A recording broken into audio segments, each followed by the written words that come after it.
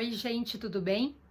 Bom, pessoal, no vídeo dessa semana eu queria falar com vocês sobre uma recente decisão do STJ, bem interessante, que eu acho que é importante a gente compartilhar aqui.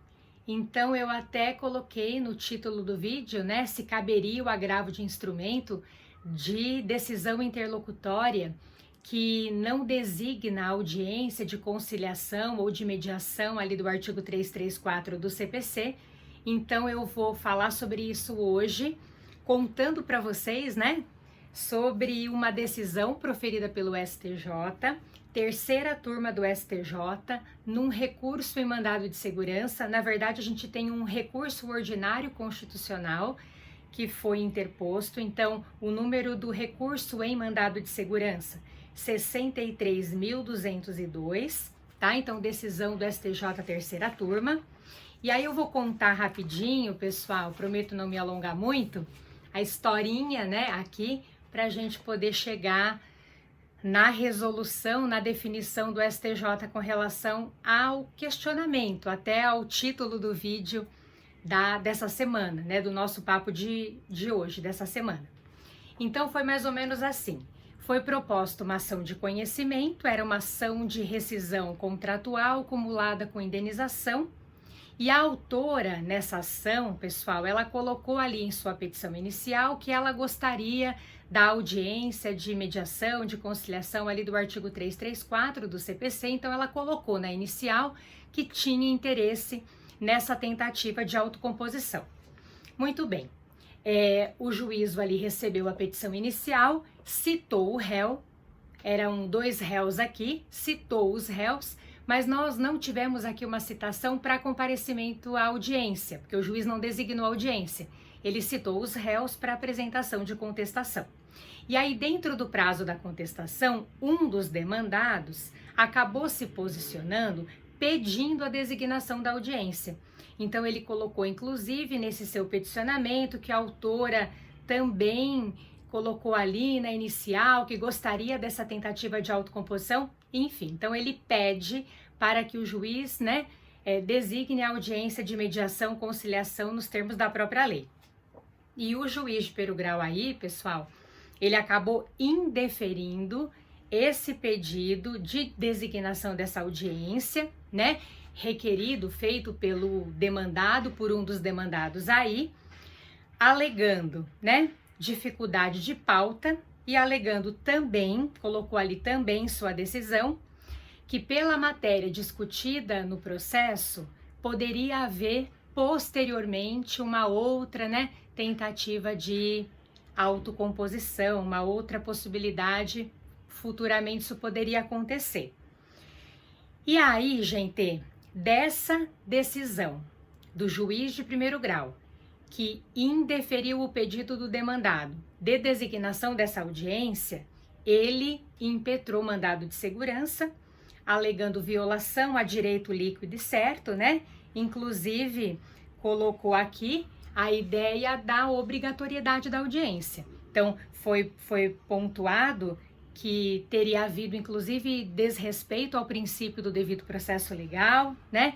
Porque o juiz estaria deixando de aplicar a lei porque a lei estabelece que essa audiência do artigo 334 é, como regra geral, uma audiência obrigatória. E ele coloca também a ideia de que ele perderia um tempo aí, né?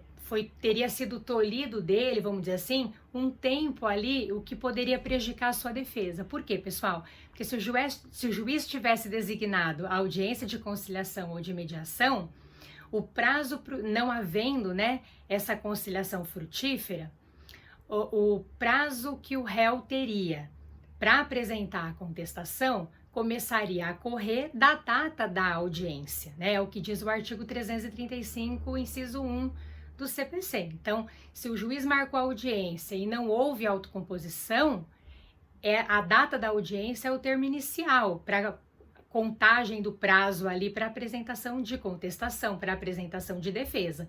Então, excluímos o começo, incluímos o vencimento, excluiríamos o termo inicial. No primeiro dia útil subsequente aí a data da audiência, começaria a correr o prazo do réu aí para apresentar sua contestação, né? e isso foi meio que tolhido dele, porque o juiz já determinou que o réu fosse citado para apresentar a defesa, que os réus, né, fossem citados para apresentar as defesas ali. Isso poderia também prejudicar o direito de defesa da parte.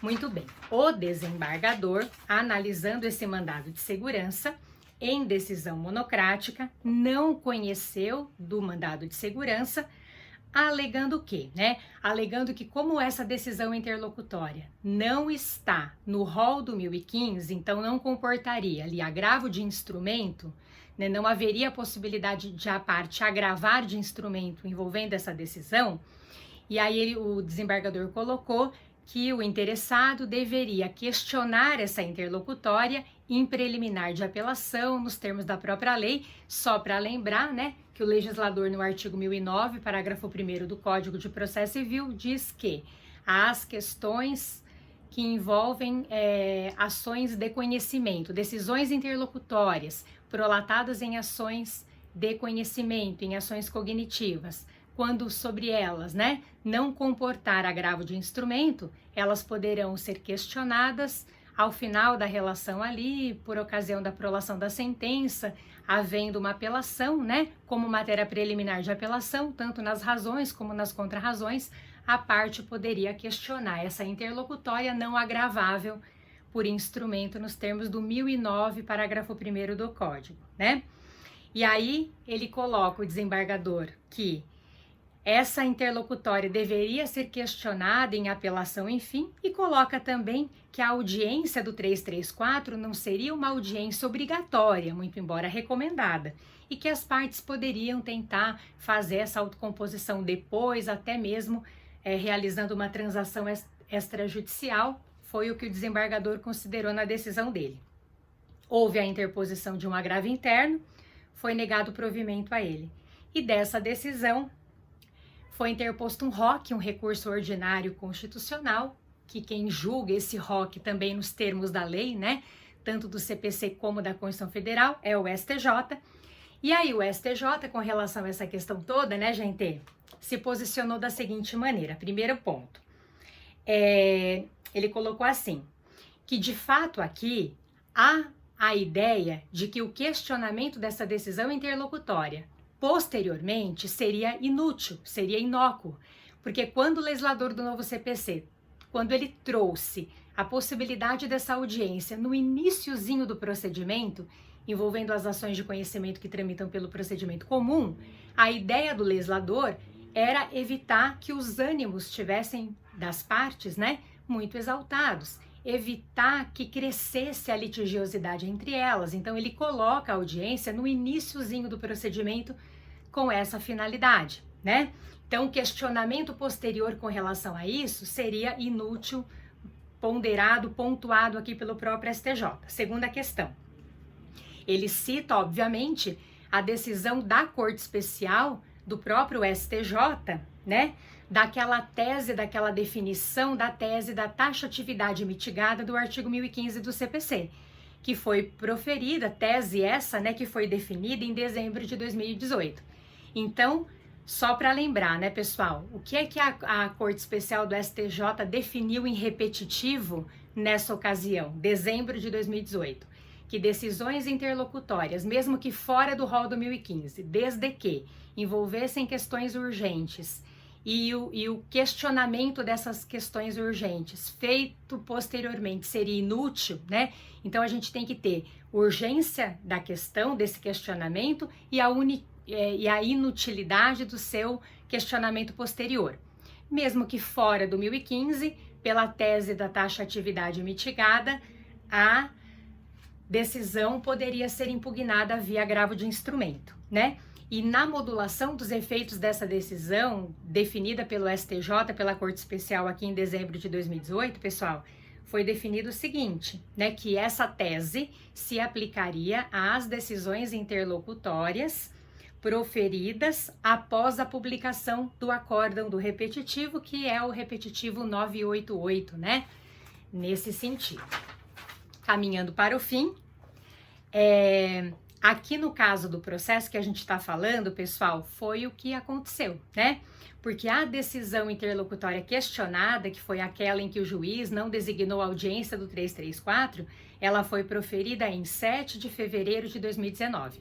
Então, ela é posterior à publicação do acórdão que definiu a tese da taxatividade mitigada, e aí, nesse sentido, caberia agravo de instrumento dessa decisão e não mandado de segurança. Então, é interessante a gente colocar aqui o seguinte, que essa interlocutória, aos olhos do próprio STJ, poderia ser impugnada via agravo. Então, não está agravo de instrumento, não está lá no rol do 1015, mas ela é uma questão urgente e o questionamento posterior dela seria inútil.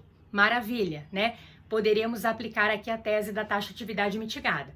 E o relator desse recurso sustentou que, ok, né, essa é a ideia, mas que poderia haver a possibilidade, né, do mandado de segurança para casos muito excepcionais, quando há flagrante abuso, ilegalidade, teratologia, enfim. Então, o ministro relator, ele admite que ela seria uma decisão agravável, né, por instrumento nesse contexto, e que o mandado de segurança seria utilizado poderia ser utilizado para impugnar decisões judiciais de maneira muito excepcional, enfim, né?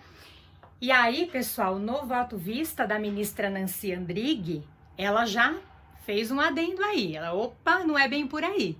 Porque o que a ministra coloca aqui? Quando a Corte Especial do STJ definiu a tese da taxatividade mitigada, o que eles definiram, né? Definiram que decisões interlocutórias urgentes, em que o questionamento posterior fosse inútil, mesmo que fora do rol do 1015, poderiam ser impugnadas via agravo de instrumento.